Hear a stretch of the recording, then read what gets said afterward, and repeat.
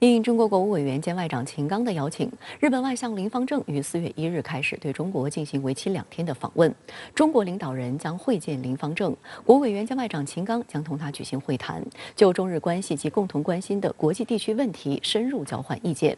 正值中日和平友好条约缔结45周年，外界期待一衣带水、一为可航的两国可加强沟通交流，为地区和平稳定发展注入动力。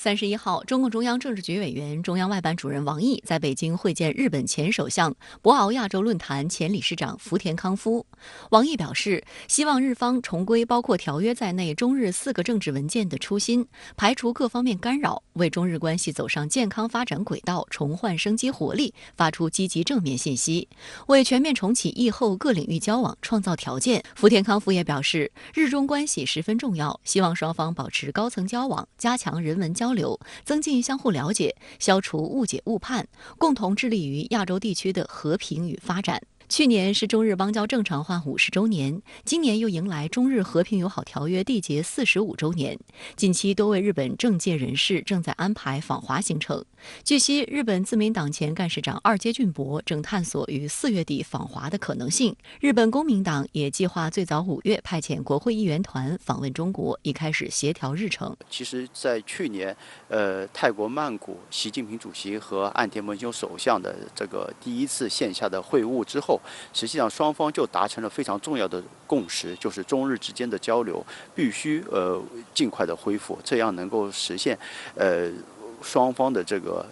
信息沟通的这个畅通。在启程北京前的新闻发布会上，林芳正首先提到2022年11月，中日两国领导人在泰国曼谷举行会晤时，就构建建设性双边安全关系达成重要共识。而他此次访华的目的就是推动落实这一共识，并就共同问题进行坦诚的对话与合作。有日媒在行前报道称，日方有意通过林芳正访华，推动部长级的中日经济高层对话等磋商框架。今次訪問においては、秦剛国務委員兼外交部長等との間で会談を行い、建設的かつ安定的な関係の構築に向けて、率直かつ突っ込んだ意見交換を行います。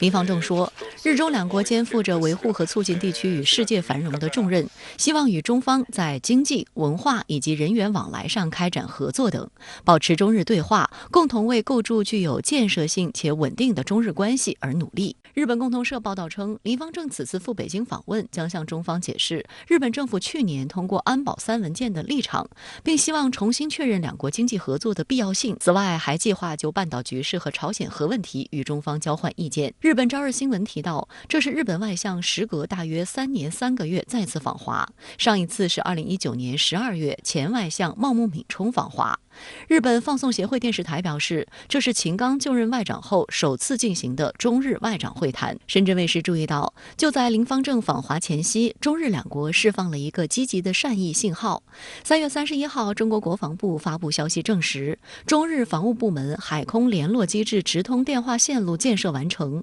将就启用安排保持沟通。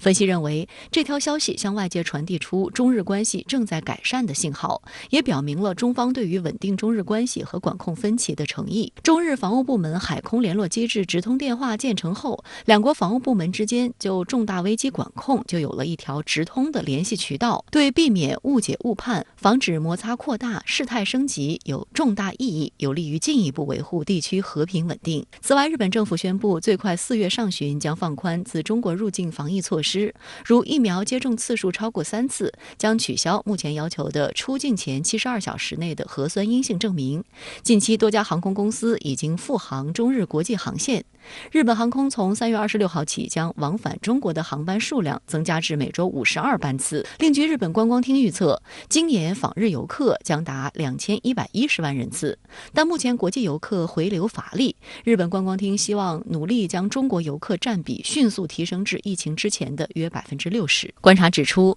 中日关系随着美国印太战略的实施而复杂性不断增大。日本学者普遍认为，尽管中日之间经贸和人员交往不断深化，但由于中美关系持续恶化，日本日益处于中美竞争的前沿。法国国际广播电台在报道林方正访华时就提到，这是在芯片战阴云笼罩下的访问。报道称，日本政府响应美国号召，决定对芯片制造设备实施出口限制，给中日关系增添了新的变数。在日本政府证实林方正访华的同一天，同时宣布，日本将从7月开始对6大类23种芯片制造设备的出口加以限制，包括生产先进制程半导体的重要设备光刻机，以及涉及芯片的清洁、光刻、蚀刻以及检测等设备。日本新禁令将影响10多家日本半导体企业，包括东京电子、斯库林集团、尼康等。据悉，凡是涉及这23种项目的出口，均需日本经济产业大臣西村康稔的事前批准。西村康稔声明，新出口管制措施并不以特定的国家为目标。分析指出，这是去年10月美方发布史上最严芯片管制措施的后续跟进。美方多次宣称将积极游说荷兰和日本加入其中，但日本企业一直对此表达反对，认为这将损害他们的竞争力。英国金融时报援引一名日本设备分销商的话表示，由于预计禁令将生效，他们已快速向中国客户发货。日本舆论认为，由于日本自身市场有限，一旦实施出口限制，失去中国市场的支撑，将很难找到替代者。在日前召开的中国发展高层论坛上，日中经济协会理事长伊泽正就直言了日本企业界的呼声。他指出，当前国际上单边主义的蔓延正在阻碍世界经济。日本企业虽然受到中美摩擦的影响，但大部分并不希望同中国脱钩。伊泽正特别提到近期的一项调查，数据显示，在中国有业务的日企中，有25%的企业希望扩张在华业务，45%的企业希望保持对华贸易现状，只有5%的企业表示将减少在华业务。实际上，在对华脱钩问题上，多数的企业，尤其是在华的投资的企业，是持反对的态度的。中国市场实际上是日本跨国大企业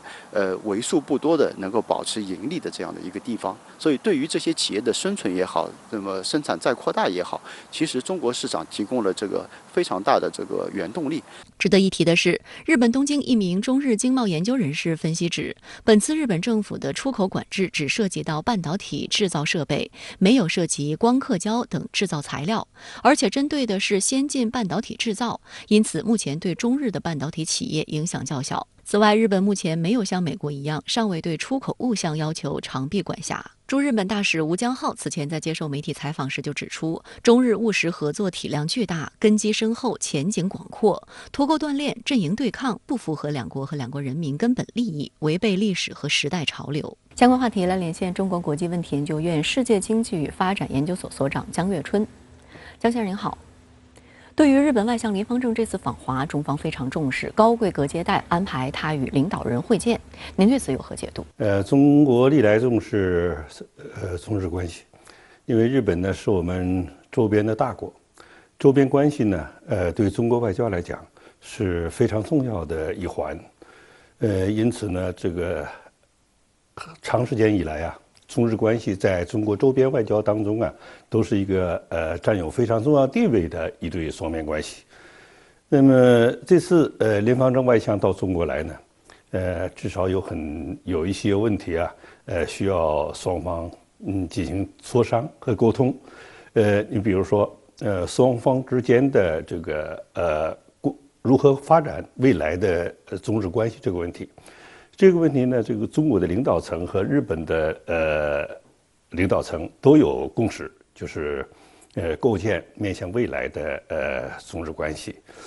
而且呢，日本呢也希望建立呢比较稳定的和具有建设性的中日关系。当然，中国也有这方面的愿望，但是事实上呢，近年来中日双边关系发展当中啊，的确出现了一些问题，无论在政治层面。